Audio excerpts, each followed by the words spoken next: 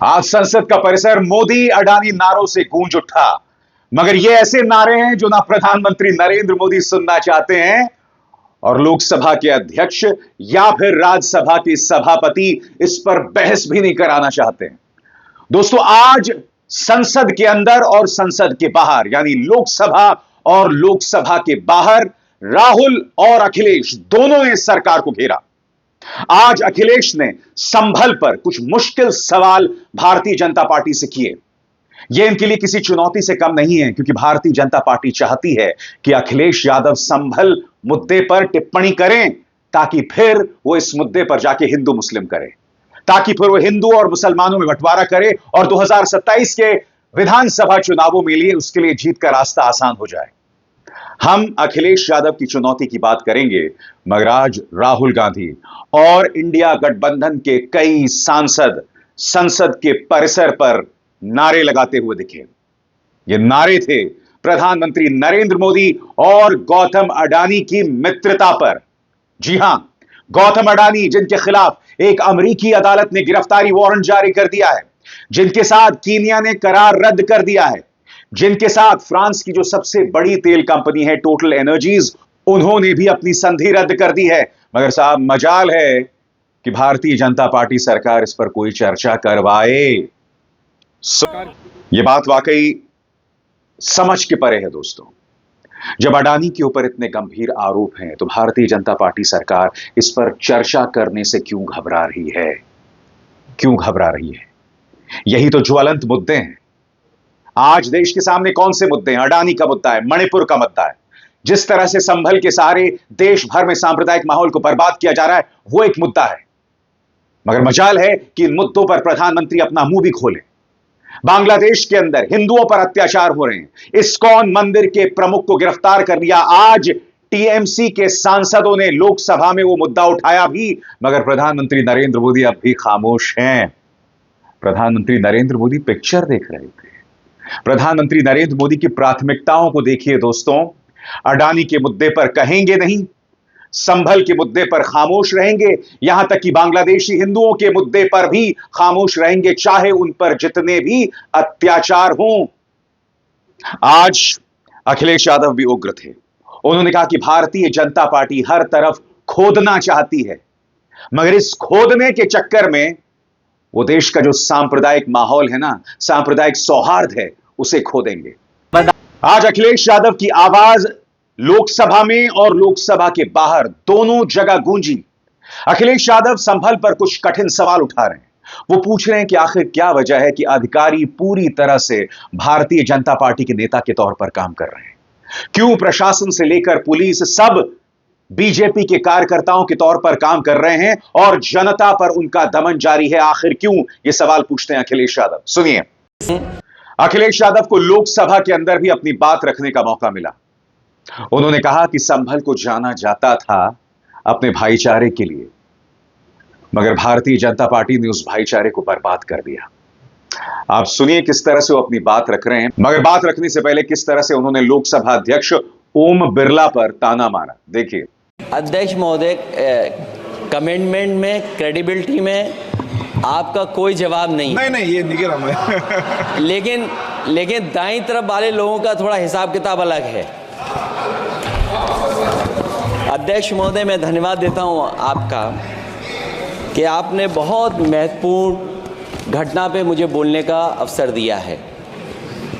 संभल जो इसलिए जाना जाता था कि भाईचारे के साथ वहाँ रहते हैं लोग, वहाँ अभी से नहीं, सदियों पुराना भाईचारा हजारों साल से इसी तरह रहते आए हैं। लेकिन अचानक ये जो घटना हुई है, ये सोची समझी रणनीति के तहत वेल प्लान्ड हुआ है और वहाँ के भाईचारे को गोली मारने का काम हुआ है। जो घटना हुई है वो सोची समझी साजिश है। वहाँ जो खुदाई की बात लगातार अध्यक्ष महोदय देश में कोने कोने पर भारतीय जनता पार्टी और उनके सहयोगी और समर्थक, शुभचिंतक बार बार खुदाई की जो बात कर रहे हैं अध्यक्ष महोदय, ये खुदाई जो है हमारे देश का सौहार्द हमारे देश का भाईचारा, हमारे देश का गंगा जमनी तहजीब को खो देगा। मैं आपका धन्यवाद इसलिए भी देता हूं कि इस महत्वपूर्ण जो साजिश हुई, और वो साजिश सोची समझी इसलिए मैं बोल रहा हूं। उत्तर प्रदेश का चुनाव था, पहले 13 तारीख को चुनाव होना था और 13 तारीख के चुनाव को उन्होंने बढ़ा करके 20 तारीख कर दिया। और इस जो घटना है मैं आपके सामने पढ़ना चाहता हूं। अध्यक्ष महोदय, ये यात्रा रुकी क्यों नहीं है? यात्रा ले जाओ दूसरी तरफ।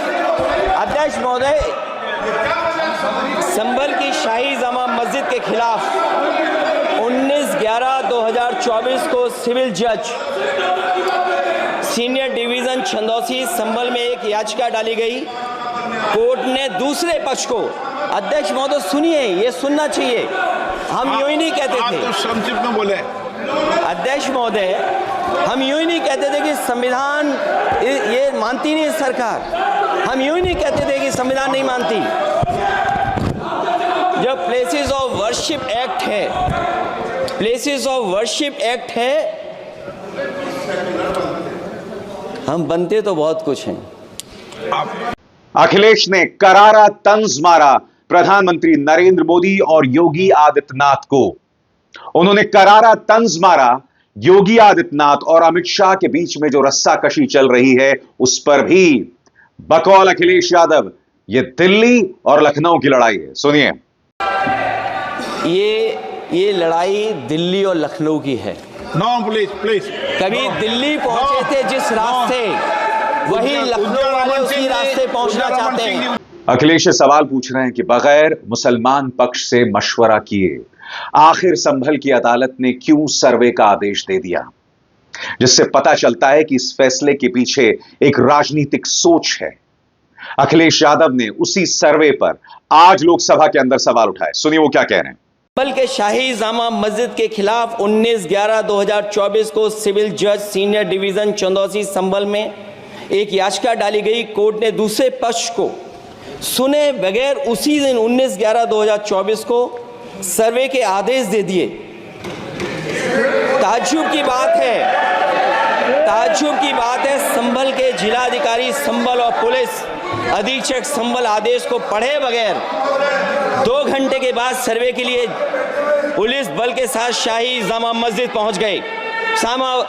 जामा मस्जिद की कमेटी, जनप्रतिनिधि, उलेमा इकराम, सभी अधिवक्ताओं ने सहयोग दिया। जिलाधिकारी संभल और पुलिस अधीक्षक संभल ने 2.5 घंटे सर्वे के बाद कहा सब सर्वे पूरा हो चुका है और अब रिपोर्ट कोर्ट को भेज दी जाएगी। लेकिन दिनांक 22/11/2024 फ्राइडे को जुम्मे की नमाज के लिए लोग नमाज अदा करने के लिए जामा मस्जिद पहुंचे, लेकिन पुलिस प्रशासन ने बैरिकेड लगा दिया ताकि लोग नमाज न पढ़ सकें।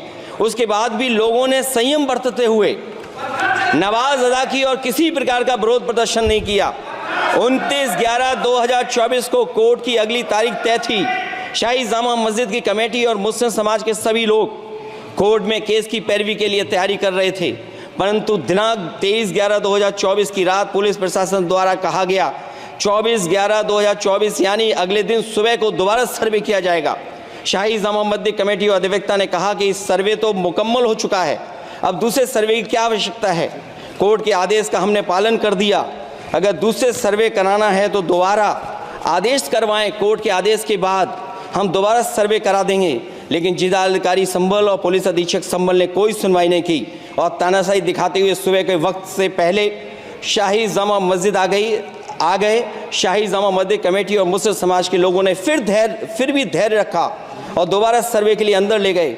सर्वे के दौरान करीब 1.5 घंटा बाद जब जनता को सूचना मिली तो वो इकट्ठा होना शुरू हो गए। लोगों ने सर्वे का कारण जानना चाहा तो सर्किल ऑफिसर ने उनके साथ गाली गलौज की और लाठीचार्ज करवाकर बुरी तरह जख्मी कर दिया।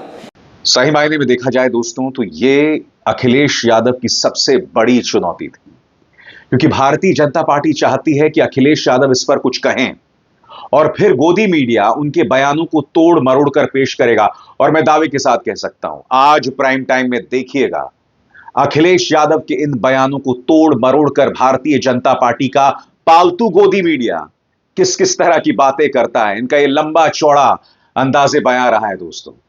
अखिलेश यादव ने आज सवाल किया कि याद कीजिएगा, जो उपचुनाव हुए थे उस वक्त लोगों को वोट नहीं डालने दिया जा रहा था, पिस्तौल तानी जा रही थी महिलाओं पर। अखिलेश यादव इस तस्वीर का जिक्र कर रहे थे दोस्तों, जो उत्तर प्रदेश के उपचुनाव में सामने उभर कर आई थी। अखिलेश पूछ रहे हैं, आखिर क्यों? सुनिए। अखिलेश कह रहे हैं कि आप दुनिया भर में मस्जिदों को खोदने का काम कर रहे हैं, मगर सबसे बड़ा सवाल कैलाश मानसरोवर जो कि चीनी जमीन पर है, आप उसे भारत में कब लाने वाले हैं, या उस जमीन पर आप कब कब्जा करेंगे? अखिलेश यादव ने आज एक चेतावनी दी कि एक दिन आ सकता है जब चीन भारतीयों को वहां तक पहुंचने ना दे, तब आप क्या कीजिएगा? अखिलेश यादव के इन सवालों का जवाब बीजेपी के पास नहीं है। सुनिए उन्होंने क्या कहा। अखिलेश यादव खास तौर से प्रहार कर रहे थे प्रशासन और पुलिस पर। बकौल अखिलेश यादव, और यह बात अखिलेश को कहने की जरूरत नहीं है क्योंकि आप जानते हैं कि पुलिस लगातार हमेशा एक तरफा बर्ताव करता रहा है। आपने कई बार उत्तर प्रदेश चुनावों में देखा होगा, पिछले विधानसभा चुनावों में किस तरह से पुलिस भारतीय जनता पार्टी के नेताओं के चरण तक छूती थी। ऐसे कई वीडियो सामने उभर कर आए थे जिसकी चर्चा मैंने की थी। मगर आज अखिलेश यादव पुलिस से पूछ रहे थे कि आम जनता जो वहां मौजूद थी, पुलिस गाली क्यों दे रही थी? अखिलेश कह रहे हैं कि मैं उस शब्द को, उन गालियों को दोहरा भी नहीं सकता क्योंकि उसे असंसदीय माना जाएगा। यह गाली क्यों, पूछ रहे हैं अखिलेश। तो एक तरह से कहा जा सकता है दोस्तों, एक तरफ राहुल गांधी अडानी के मुद्दे पर घेर रहे थे भारतीय जनता पार्टी को, और दूसरी तरफ अखिलेश यादव ने आज लोकसभा में पूरे पैशन के साथ, पूरे आक्रामक अंदाज में संभल का मुद्दा रखा। उनकी बातों में, उनके शब्दों में कोई लाग लपेट नहीं था, और वो कहीं ना कहीं बतलाने का प्रयास कर रहे थे कि जिस तरह की राजनीति भारतीय जनता पार्टी कर रही है उससे पूरे देश को नुकसान है।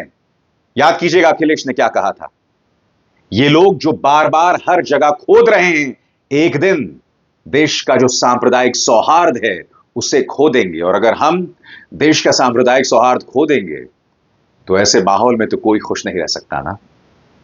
अभिसार शर्मा को दीजिए इजाजत। नमस्कार। स्वतंत्र और आजाद पत्रकारिता का समर्थन कीजिए, सच में मेरा साथी बनिए। बहुत आसान है दोस्तों, इस ज्वाइन बटन को दबाइए और आपके सामने आएंगे ये 3 विकल्प, इनमें से एक चुनिए और सच के इस सफर में मेरा साथी बनिए।